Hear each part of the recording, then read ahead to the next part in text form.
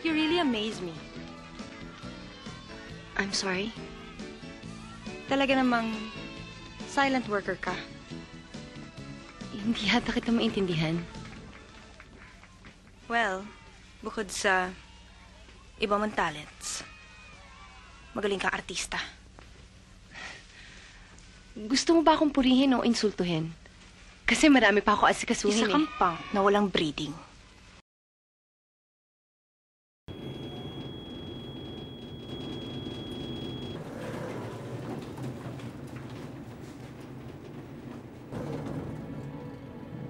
You really amaze me. Huh? Very silent worker. Hindi kita maintindihan. Bukod sa iba mo pang talents, marunong ka rin palang umarte.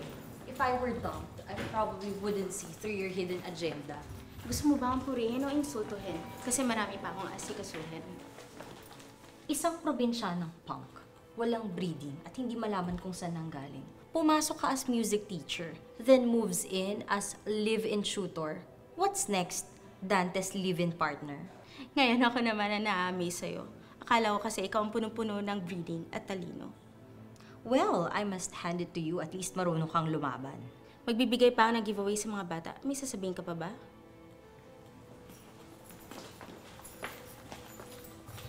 Ang lakas ng loob mong ambisyonin ng role ng kapatid ko. Nag-apply ka ba as teacher o as mother and wife? Not your type or background can fit into my sister's role. You don't have the slightest idea how my sister wanted them raised. Walang tamang matututunan ng mga pamangkin ko sa'yo. But I'm not surprised at all. Ginagamit mo lang naman sila para maging close kay Dante. As long as I'm around, walang matutuloy sa mga plano mo. Unang-una, huwag mong ibintang sa akin ang plano mo. Lahat ng insulto at maling judgments mo, pwede kong palagpasin. Hindi lang ang tungkol sa mga bata. Ikaw, labas-pasok ka lang sa bahay at buhay nila.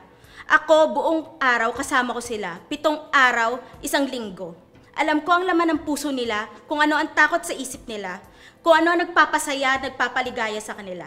Alam ko ang laman ng puso nila, kung ano ang takot sa isip nila, kung ano ang nagpapasaya at nagpapalungkot sa kanila. Higit sa lahat, mahal ko sila. May sasabihin ka pa ba?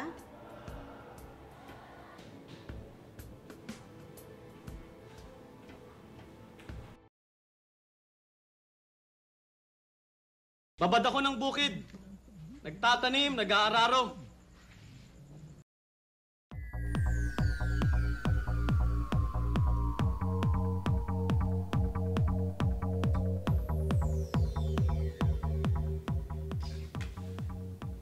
Dolor!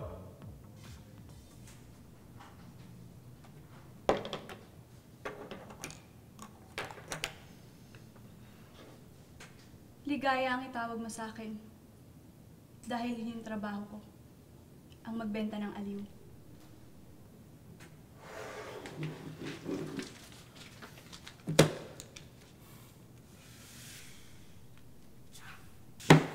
Walang iya ka. Lumayas ka rito. Umalis ka. Di hamak na mas malaki ang kinikita ni Ligaya kaysa sa pagsasaka mo.